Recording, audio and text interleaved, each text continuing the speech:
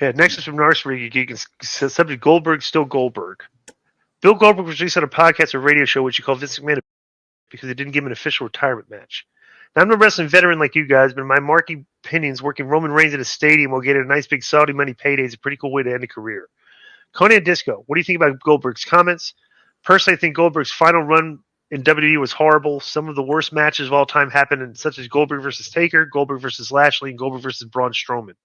Plus, don't you find it strange that Goldberg still thinks that Vince McMahon is running WWE? I never heard. Can I say something first? Go ahead. Okay. First of all, it wasn't about being good matches. People knew they weren't going to be good. It was just about seeing Goldberg for maybe one of the last times.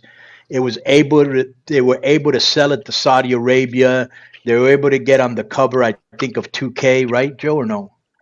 Goldberg was on the cover of 2K of the video game?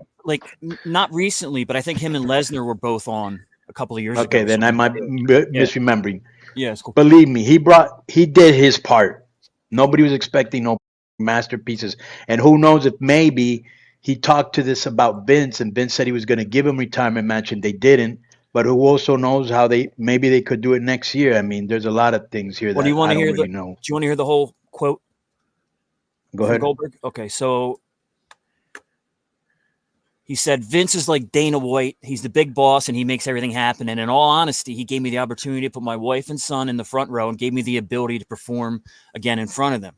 So I owe him everything until we went to Saudi Arabia, and he asked me to put Roman Reigns over, and I remember calling him from my house, and I said, here's the deal. I'll do it if you give me a retirement match. And I did what he asked. As a performer, I was 56 years old. As a human being, you're conscientious. Wow. Can someone say that for me? Conscientious.